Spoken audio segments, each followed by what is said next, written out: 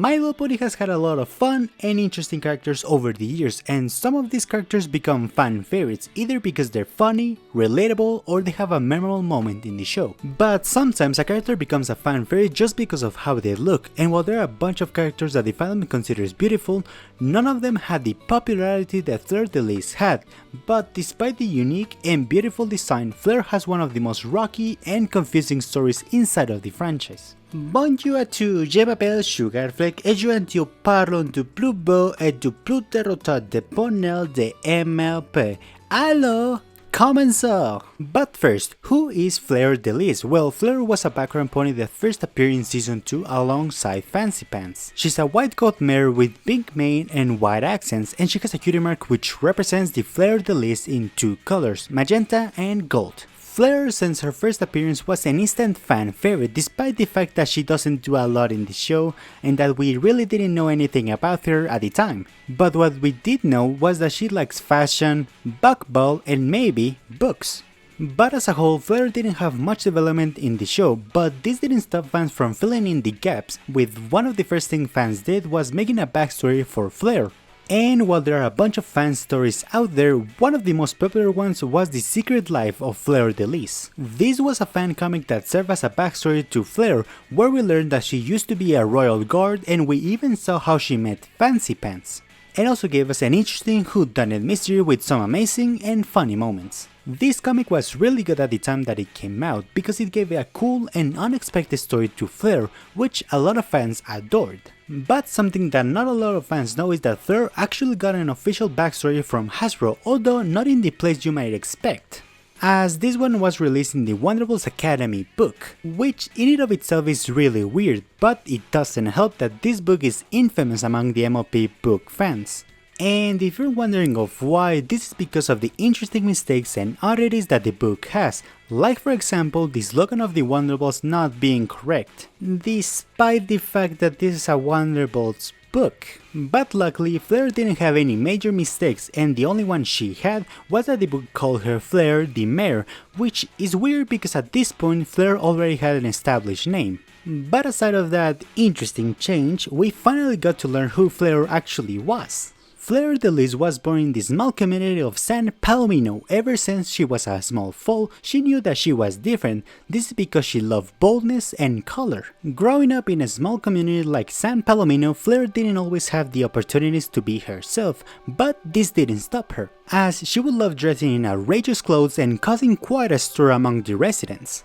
And while her family loved her dearly, they didn't always understand her unique attitude. When she grew up, she moved to Canterlot to become a fashion designer, and there she would choose the Equestrian Institute for Fashion, where she would hone her talents as a fashion designer. And after all, she opened her own boutique called Beware the Fleur, and later she would get the opportunity to design clothing for Prince Celestia and Admiral Fairy Flight.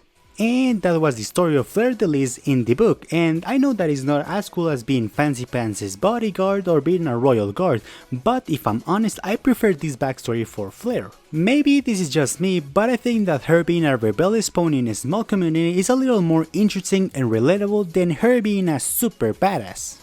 And I commend Hasbro for at least trying to give her a backstory, even if it was a little late and with the weird decision of changing her name.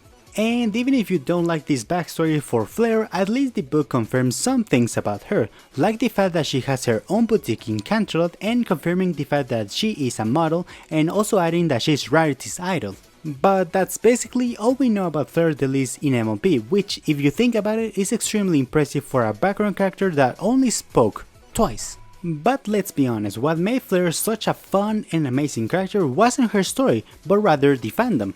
As after her first appearance, she became an instant fan favorite, with people making fanfics, fan art, fan comics, memes, and not only that, but she also had toys, plushies, TCG cards, and even posters. But with this popularity, you know what this means, right?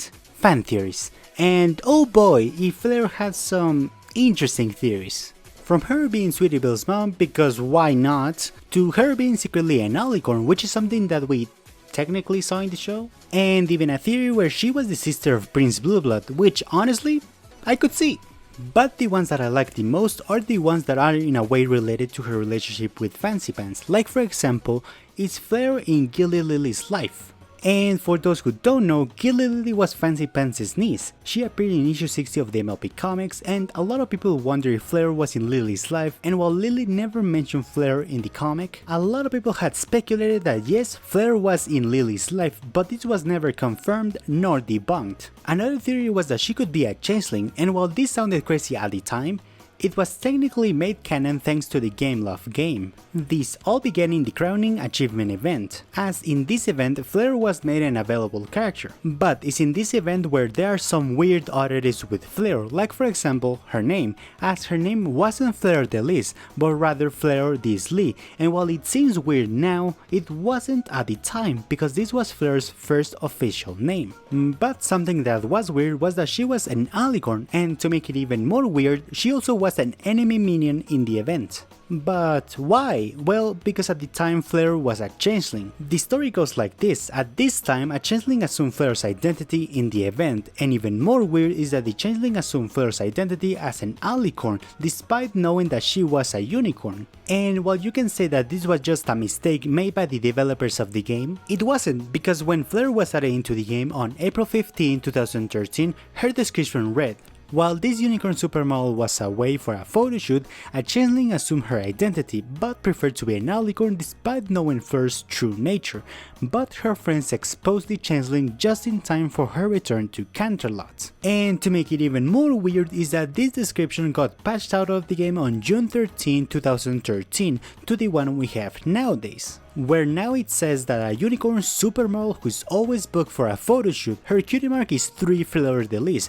which is where her name comes from. But the most popular theory surrounding Fleur was that she was related to Celestia or Luna. And this came from her design, which was one of the most unique ones in Season 2, but believe it or not, this theory does have some truth to it. Okay, let me explain. Of course, Fleur is not actually related to the princesses in the series, but she's related in model to them. As in December 3rd, 2011, a layout artist confirmed that Fleur did use a modified version of Luna's model, and that the original idea was a character that resembled a supermodel.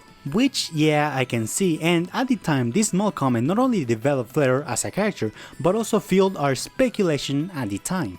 But there were other fans that didn't like the decision of using a modified model to make a new character, and while this shouldn't be a big deal, as back in the day it was pretty normal that a background character used a modified or recolored version of an existing model, the art director at the time, Reed Sorensen, actually answered this question.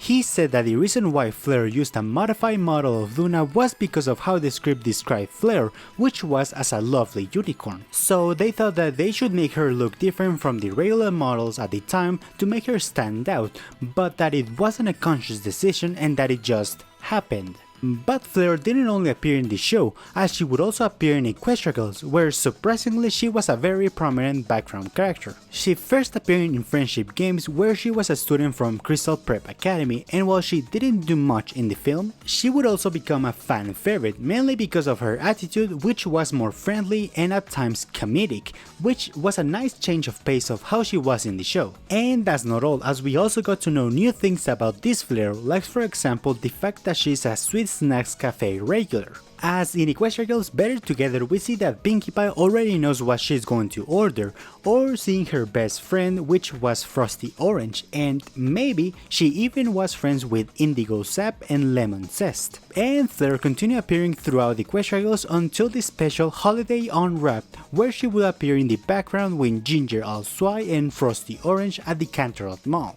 But whatever the case might be, it's extremely impressive how far Fleur has come, from a background character that didn't have a story to one that became a fan favorite and having iconic and also bizarre appearances in media, like that time when she was a breezy, or even being mentioned in the Xbox 360 MLP Pick Pack.